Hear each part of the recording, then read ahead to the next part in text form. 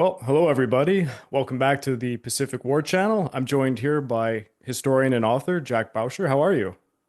Amazing. Thank you very much, Craig. Thanks for having me on. Not a problem. And of course, you've got a book coming out this June, Thunder Run, Mactilla, 1945. And Yes. I guess in some ways, is this an expansion onto your previous book, which great title, by the way, Forgotten Armor, Tank Warfare in Burma? Yeah, I couldn't miss the opportunity writing about the Burma campaign, the Forgotten Army, Forgotten Armor thing. Of Slim, Um, yeah. yes, yeah, yeah. It's an amazing. Yeah, it really was born out of the inspiration from the first book, which is all just very specifically about tank warfare in that campaign. In the Burma campaign, it's not just jungle and infantry slogging through that sort of thing. Um, and I knew about the Reconquest campaign. I've studied this campaign and so on. But it was just when I really got into looking at that chapter in particular, it was my favourite chapter to write.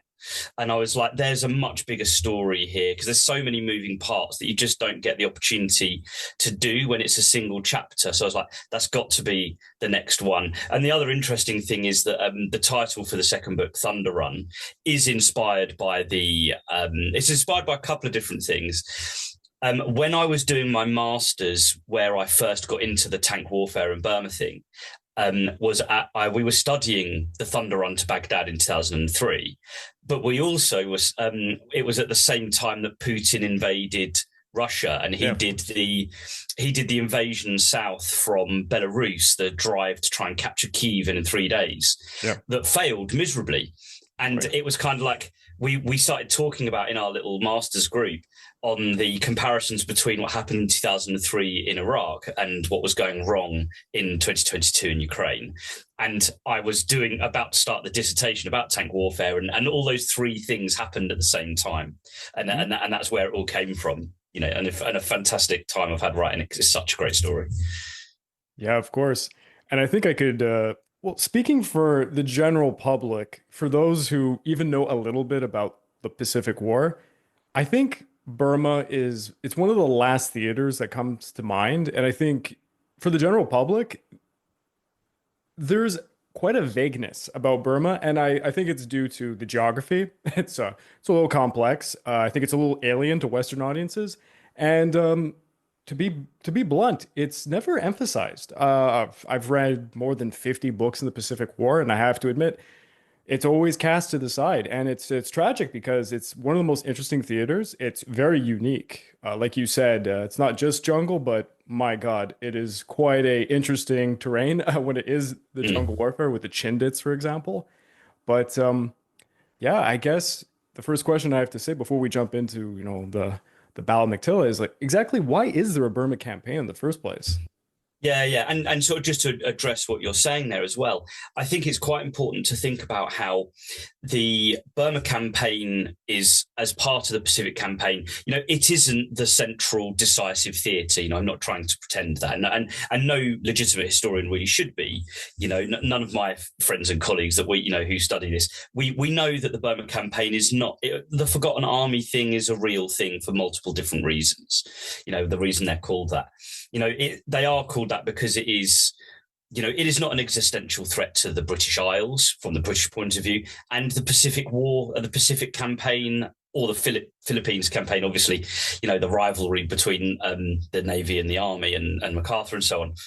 That is the central drive to Japan. This is not about pretending that.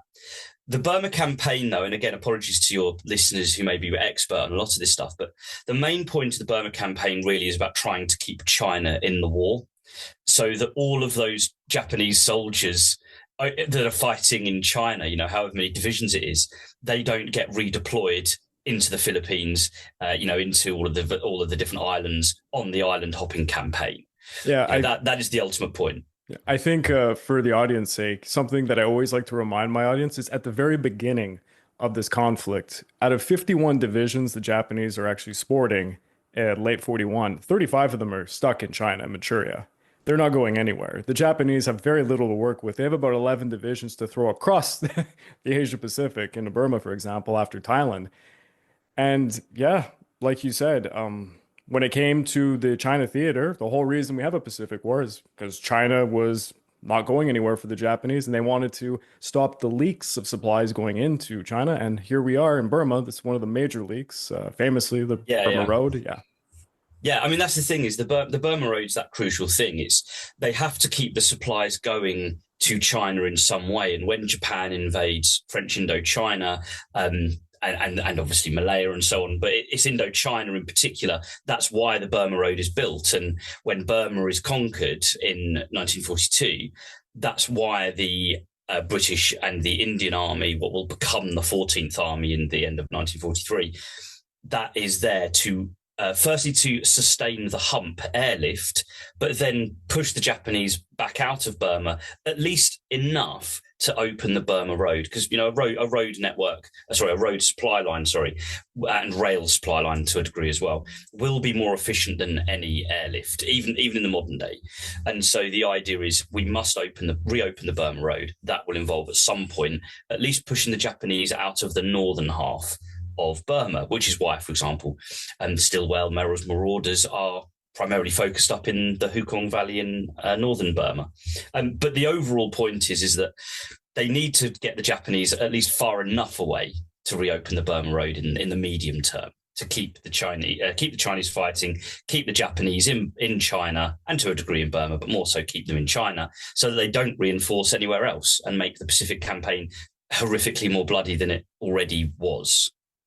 hey guys, this is Craig from the Pacific War Channel. Please don't forget to check out my YouTube membership or my Patreon account over at www.patreon.com/the Pacific War Channel, where you can join the ranks and gain access to a hell of a lot of goodies.